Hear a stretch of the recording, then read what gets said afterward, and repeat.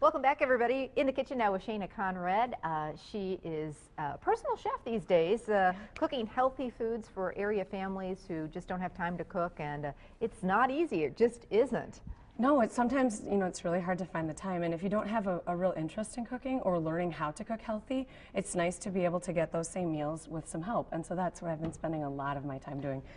So I basically cook the meals, and then I drop them off one day a week, and then they go through their fridge and eat them when they feel like it, and then I come back the next week again. I know, and more people are doing this because, first of all, it's not near as expensive as people would think. Right, it's much less expensive than eating out. Yeah, exactly, and then you're eating together as a family, and you know what you're eating. So basically, people talk to you and say, hey, here's what my family likes. Yep, and then I just surprise them. So I use those guidelines to kind of just work recipes out, and then they get new meals every week.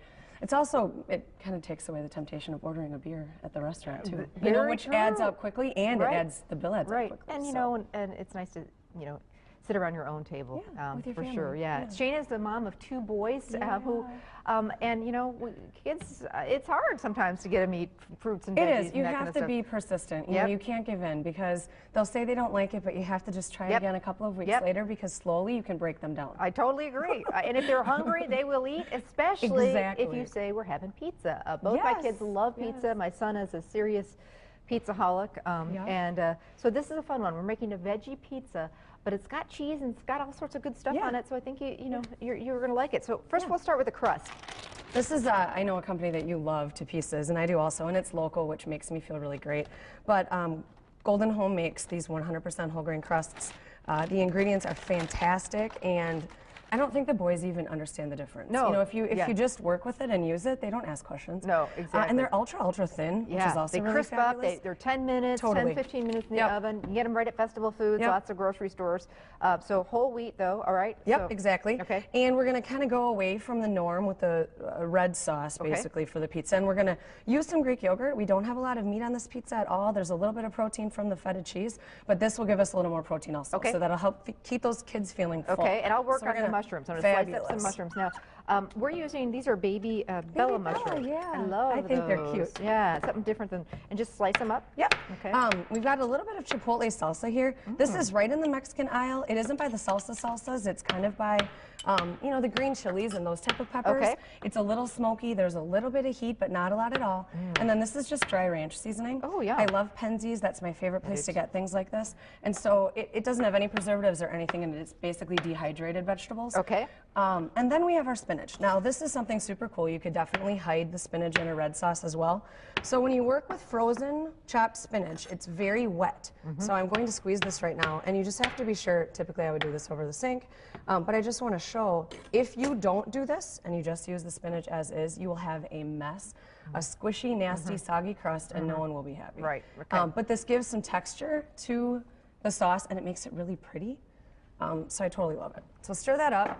And so basically the seasonings are going to give that yogurt kind of a nice flavor. Right. So it won't be that super tangy if you would just eat plain non-fat Greek yogurt. Right. It'll have some flavor and some depth behind it. Okay. So this is going to be the sauce, basically. Exactly. I think it's also the start of a really yummy spinach dip, so I may work on that. Yeah, there you go. Sounds good. I think it would be good.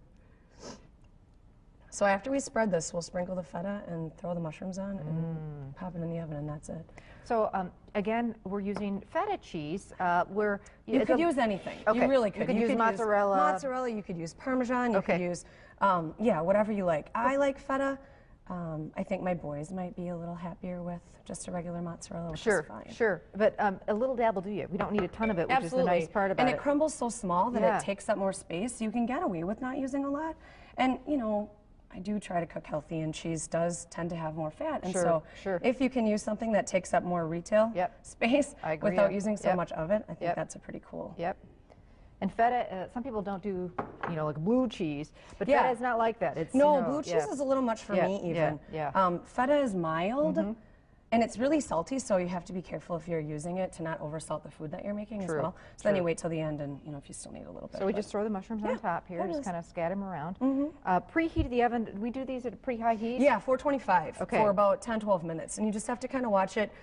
Don't be afraid. Because it's a whole grain crust, it takes a little bit more for it to get crispy, and so if you don't bake it very long, it will be kind of soft. Okay. And so I like to, if the edges of the pizza are dark, then you know that the bottom is going to be nice. Okay, so crank up that oven whenever you're doing pizzas at home. It's so important. Make sure and preheat it, maybe 15, 20 minutes, and 425 or even higher. Everybody's oven's different. You know your oven. Right. Sometimes here we crank it up even more. Oh yeah, it's at 445. Okay, all right, there you go. So we want it smoking hot so it'll crisp up the crust.